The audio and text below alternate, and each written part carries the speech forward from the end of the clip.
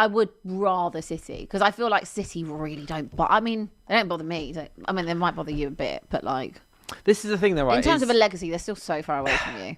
How I see it is Robbie can say all he likes, he's not scared, right? That he's not scared of what Arsenal are doing. He's not scared of, what City are doing, but they're breathing down their necks. And Jack was on here yesterday, we were talking about it. I said to Jack, are you worried about the fact that City, they're right behind you once again? Because City are the team, they've shown it over the last, 7 years, almost in a row. Yeah. When they smell blood, Shark team. They're coming. Yeah, we were talking about it last week, and we were saying basically if City or Liverpool are within 6 or 7 points of Arsenal, after going into Christmas, after Christmas, when it gets those cold, lonely, dark nights during the big run-in Why period. do they have to be lonely? Well, because it's winter. Sometimes they're cold and lonely. For Arsenal. Not for everyone. For anyone. Fair enough. It's not summer. When you get into that period of time where, business end of the season, or when it all starts heating up over Christmas, games come thick and fast, we just need someone to be within 6 points, because that can shift very quickly. Very, very quickly. Yeah. I'm not getting ahead of myself. Especially the fact that now is when midweek games come into play in the Premier League. This is the thing that's been so frustrating, as I think, as a United fan for our own reasons, but also I think has inflated maybe how strong Arsenal have a hold of this thing, is that there's been 3 games pretty much per international break. Yeah. Like, there usually was 3 in August, and then international break. Then 2 in September, and then 1 in October, international break. 3 or 4 more, then now this other international break. Suddenly, there's no international breaks anymore until March. You've got 6 Premier League game weeks in December. Back-to-back losses, maybe away from home or something, or a couple draws here and there. City are on you. They're 1 point behind you. They're ahead of you on goal difference. They're behind you on goal difference. Or maybe they've got a game that they've had to get moved for the Carabao Cup or something. Yeah. Bang, they got a game in hand and they're only 2 points behind you. It changes so fast. I still do think that Arsenal are favourites, and I do still think they will win the league. However, I changed my mind on this the other day, because I said I would have rather Liverpool be the ones instead of City to win that game if I had to pick. But Liverpool ain't it. They're not going to be it. And City, even though they are still in an early stage of a new Pep team, they've got Haaland. And unless they don't have Haaland, for whatever point, I think Haaland could actually just be the difference. He's that good. He's that much of a beast. He could just be the difference between Arsenal being unbelievable all season long and Manchester City. Yeah, I mean, as Laurie said, I think he said it on either Thursday or Friday on Live at 5. He went, "We're not competing with Man City for a title here. We're competing with one man. Yeah. We're competing with Erling." And then you say that, and then you watch the weekend game, this Liverpool versus City game. Haaland scored as he always does. He wasn't the main man by any sort of stretch. It was Doku. Is it kind of Doku popped up and had a 10 out of 10 winger? Even without his goal, I'd say that was a 10 out of 10 winger performance. It was 10 out of 10. I cannot remember the last time I saw a performance like that from an individual in the Prem. Just on their own, on their day. It was crazy. It was like Hazard level. It was just ridiculous.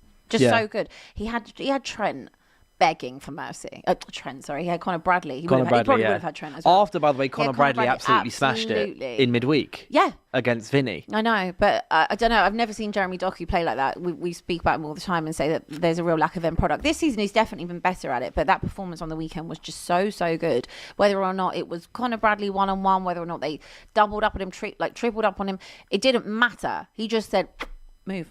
Yeah, it was crazy. It's so good. What a goal as well. Doku's now got 3 goals and 4 assists in all competitions this season. I don't know how many games that's in. It'll be like 12, 13 games. Foden looks like he's also coming back to... He does, yeah. I don't want to go too early and say he's best, but he's definitely looking... Foden looks like he's got some rhythm again. Yeah. The City machine is just, find that big, tall Norwegian up front. But the thing is, City are nowhere near a finished product. They still massively can be got at. Some games they don't look brilliant in some games, but I've seen City over the years have, be 8-10 points behind and then go on and win the league. So when things click for City, which they look like they're beginning to, you back them against anyone because the history is there. And that is just to say, when I mentioned about Arsenal's mentality a few weeks ago, it isn't just to be salty or to say that. It is a genuine fact.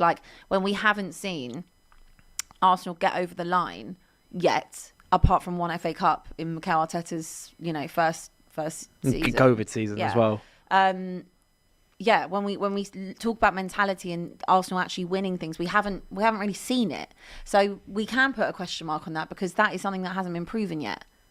And I know what Arsenal fans will say, we beat Madrid. Okay, but you didn't win the Champions League that night. You then bowled it to PSG. I think Arsenal, I know they've still not won anything, but to be fair to Arsenal, I think they are on their way to proving that it is different. But like I see this Arsenal team, this starting 11, this squad, whatever, this season, compared to literally the last like 3 where they finished second like 3 times in a row, I think it's a whole level above, like mentally wise. 100%. But what I'm saying, they definitely look different. They look like a well-oiled machine, and that's why I still think they probably will win the league. However, we don't know what this team looks like when City have got the pressure on them, or Liverpool or whoever it might be has that pressure on them when we get to the business stage of the season, and that will be the difference whether or not their mentality has shifted or not. If they were to win the Carabao Cup, for example, then I think that makes them win the league. If they were still neck and neck. I can hear that. Yeah, in the way of like they've lifted something in the air earlier finally, in the season, so therefore they go on to it. Extra push, but I don't think anyone can say you don't know that their mentality has truly changed. They look like it's changed, but I could say I thought Spurs' mentality might change after winning the Europa League, but then we also bottled it to PSG as well. But also I think the difference, I reckon, with that in the Spurs mentality change is you also changed everything about your club as soon as you won that trophy. You changed everything. I'm saying a different thing, but it's like the Spursy tag, like the performance. I get what you mean. Against PSG in the Super Cup and then losing. Or Richarlison taking a shirt off in extra time, and then he's still not winning the game.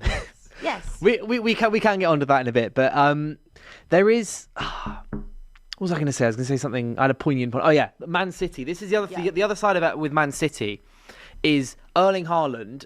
Correct me if I'm wrong, chat, but he's had an injury pretty much every single season, right? He's always there's always like a 3-week calf injury or like a hip flexor issue that keeps him out for a month or so. I think in last season he spent like a 2.5 months out at one point. I think maybe, I don't know if it was last season, but Haaland's had injuries where he's been about like at least a month out on multiple different occasions.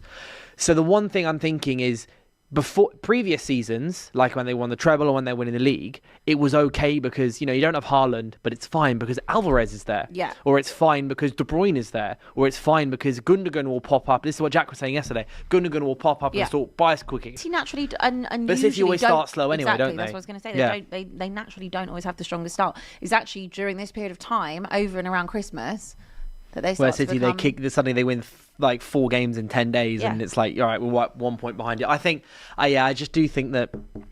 I think Robbie, maybe it's just for the camera, maybe it's just for the show, because obviously it's all very show, it's all interesting. Rob will say he's not scared. Rob will say he's not scared, and I don't think he probably is scared right now.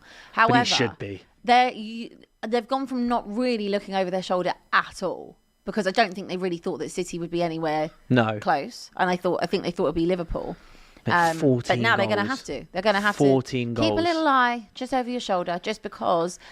Know they're there. They're only 4 points behind. They're there. They're right behind you. Also, this league this year has been very peculiar.